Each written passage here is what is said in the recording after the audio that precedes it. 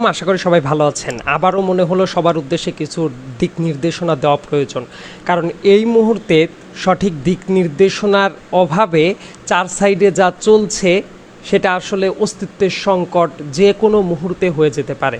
এই ব্যাপারটা আসলে অনেকেই সম্ভবত ফিল করছেন না, মনে করছেন যেভাবে চলছে এভাবেই চলুক বা এভাবেই চলতে পারে, কিন্তু এই জায়গায় কিন্তু বড়সড় একটা প্রবলেম আছে। লাইক চার সাইডে আপনারা মনে করছেন বিজয় উৎসব করা দরকার, ভাঙচুর করা দরকার, জ্বালাও পোড়াও করা দরকার, প্রতিশোধ নেওয়া দরকার। এই কাজগুলা করতে গিয়ে আপনারা এই বিপ্লবটাকে বেহাত করে ফেলছেন। গতকাল সন্ধ্যা থেকে আমি বারবার করে বলছি যে প্রত্যেকটা এলাকায় এখনও কেন ভাঙচুর হচ্ছে। আপনারা স্টুডেন্টদের ডাকে সাড়া দিয়ে সারা দেশ জুড়ে যেভাবে আন্দোলনটা গড়ে তুলতে পারলেন, এত বুকের রক্ত ঢালতে পারলেন, এত মানুষের জীবনকে বিপন্ন হতে দেখলেন, আর এই জায়গায় এসে এইটুকু কাজ করতে পারছেন না। আমি একটা জিনিস দৃঢ়ভাবে বিশ্বাস করি, দেশের ছাত্ররা যারা গ্রামগঞ্জে বিভিন্ন জায়গায় ছড়িয়ে ছিটিয়ে আছে এবং যারা বিভিন্ন শহরাঞ্চল থেকে শুরু করে বিভিন্ন জায়গায় আছে, তারা যদি কোনো কারণে নিজেদের দায়িত্বটা ঠিকঠাক মতো না করতে পারে, এই বিপ্লব কিন্তু বেহাত হয়ে যাবে। এই মুহূর্ত থেকে কোনো জায়গায় কোনো অবস্থাতেই কোনোটাই ভাঙচুর, জ্বালাও পোড়াও, লুটতরা, ছিনতাই কেউ করবেন না। এমনকি কেউ যদি ডিরেক্ট আগের রেজিমের পলিটিক্যাল লোকও হয়, সেই টাইমটা ব্যবস্থা করেন, সেই টাইমটা পাইলে তাদেরকে বিচারের আওতায় নিয়ে আসা যাবে। কিন্তু আপনারা তো সেই কাজটা করছেন না। এই টাইমে আপনাদের এই কাজগুলো করার ইম্প্যাক্ট যেটা হচ্ছে, তার ফলাফল কিন্তু এই বিপ্লবটাকে বেহাত হতে দিবেন। যে কাজটা আপনারা বুঝতে পারছেন না সেটা হলো, মহামান্য রাষ্ট্রপতি এখন পর্যন্ত পার্লামেন্ট কিন্তু ডিসলভ করে নাই। আমি এর আগের ভিডিওতেও বলেছি, পার্লামেন্ট যতক্ষণ না পর্যন্ত ডিসলভ করা হচ্ছে ততক্ষণ পর্যন্ত ভয়াবহ একটা রিস্ক আছে।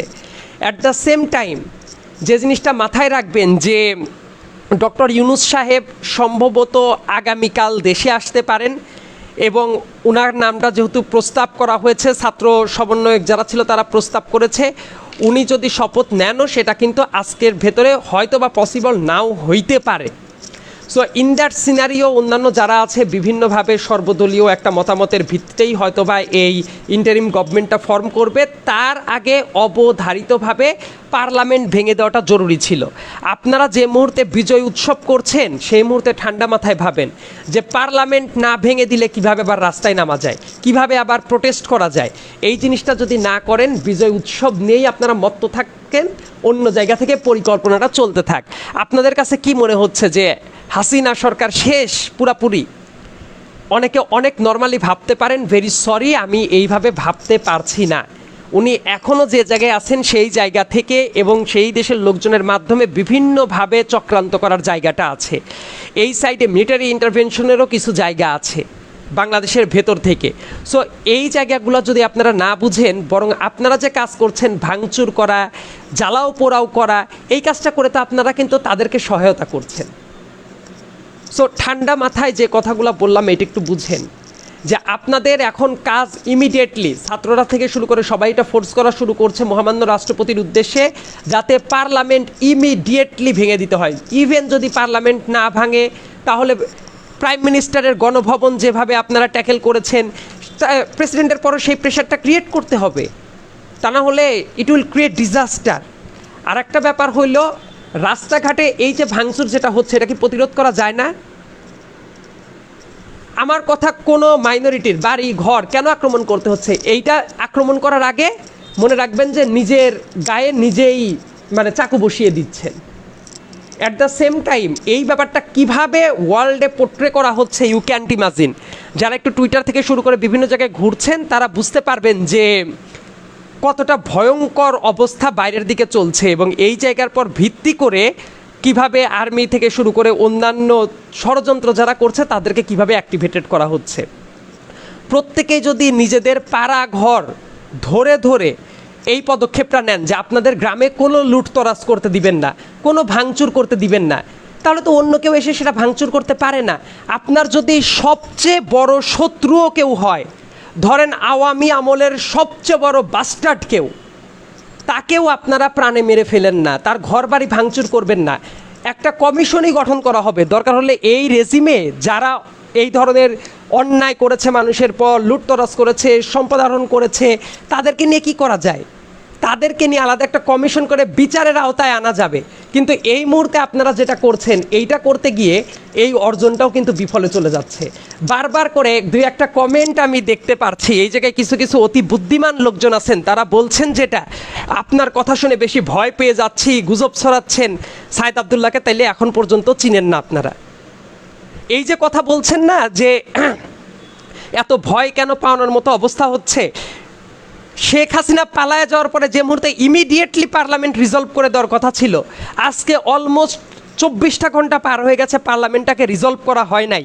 আপনারা যারা কনস্টিটিউশনের ব্যাপারটা বুঝতেছেন না, তাদের কাছে মনে হচ্ছে খুব একটা প্রবলেম, কিন্তু এই ব্যাপারটা যে কতটা ডেঞ্জারাস একটা ব্যাপার, এটা শুধু আমি না, লয়ের বড় বড় প্রফেসর এবং অনেক সিনিয়র যারা লোক আছে তারা পর্যন্ত মারাত্মক টেনশনে আছে এই ব্যাপারটা করা যাচ্ছে না জন্য।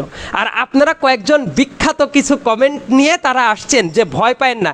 ভাই, আমি সাইদ আবদুল্লাহ একবারও বলছি যে র এসে গুলি করতেছে? মানে আমি কিন্তু ওই মানুষ না যে কোনো এক জায়গায় কিছু পাইলাম এসে বললাম। র কোনোদিন গুলি করে না, কালকে অনেক জায়গায় পুলিশ গুলি করছে, কিন্তু সেই ব্যাপারটা ডিপ স্টেটে অ্যাক্টিভেটেড করা হচ্ছে কিভাবে, ডিপ পরিকল্পনা কিভাবে করা হচ্ছে, go and strictly focus on this thing. আপনারা অনেকে মনে করতেছেন আমি কি কালকে বলছি যে র এসে গুলি করতেছে?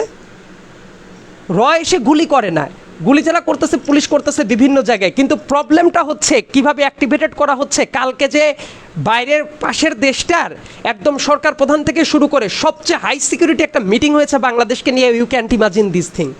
এবং আপনাদের পলাতক এক্স প্রাইম মিনিস্টার, সেও কিন্তু একটা মিটিংয়ে কালকে বসেছিল। সো এই জাতীয় ঘটনার প্রেক্ষাপট কিন্তু অন্যরকম হয়। আপনারা না শুনে মনে করতে পারেন র কোনোদিন গুলি করে না, সাইদ আবদুল্লাহ এটা বলে নাই, ভিডিওগুলো শুনে দেখেন। কিন্তু যে কথাটা বলছি এই কথাটা বোঝার চেষ্টা করেন, কারণ আমাদের মাথা গরম না, এই মুহূর্তে মাথা ঠান্ডা করে আমাদের এক্সিকিউশনটা করতে হবে যে গভর্নমেন্ট ফরমেশনের। তার আগ পর্যন্ত আপনারা এত উচ্ছ্বাস, এত আনন্দ, এত ভাঙচুর করলে যে মুহূর্তে ক্ষতিটা হবে ওই মুহূর্তে বুঝতে পারবেন। এবং এই জিনিসটা যদি আমরা না করি, আপনারা মনে অভয় নিয়ে বসে থাকতে পারেন। আপনাদের মাথায় রাখতে হবে এই জাতীয় অস্থিরতা চললে হু নোজ আর্মিও ইন্টারভেন করে ফেলতে পারে। যে দেশের যারা আর্মি আছে সবাই তো আর এক মতাদর্শী কিন্তু না, টপ লিডারশিপের নিচের যারা কয়েকজন আছে তারা ইচ্ছা করলে তো তারা বলতেই পারে সামরিক শাসনের দিকে যাওয়া উচিত, কারণ দেশে কোনো ল নাই। বর্তমানে দেশে পিওরলি ললেসনেস অবস্থায় আছে, ল অ্যান্ড অর্ডার বলতে কিচ্ছু নাই, থানায় কোনো সাপোর্ট পাচ্ছেন না, আর্মির কোনো অ্যাকশন নাই। এমনকি এই মুহূর্তে সবচেয়ে উপযোগী যে অপশন যেটা হইতে পারতো সেটা হলো আর্মিকে পুরা দেশে পিওরলি অ্যাক্টিভেটেড করে দেশের ল অ্যান্ড অর্ডারটাকে ঠিক করা। এইটা খুব সিরিয়াস লেভেলে জরুরি ছিল এবং এই কাজটা উচিত ছিল প্রেসিডেন্টের এইটা ঘোষণা করা এবং আর্মি চিফের জায়গা থেকে পদক্ষেপটা নেওয়া। আমি জানি না যে কেন এইটা হচ্ছে না।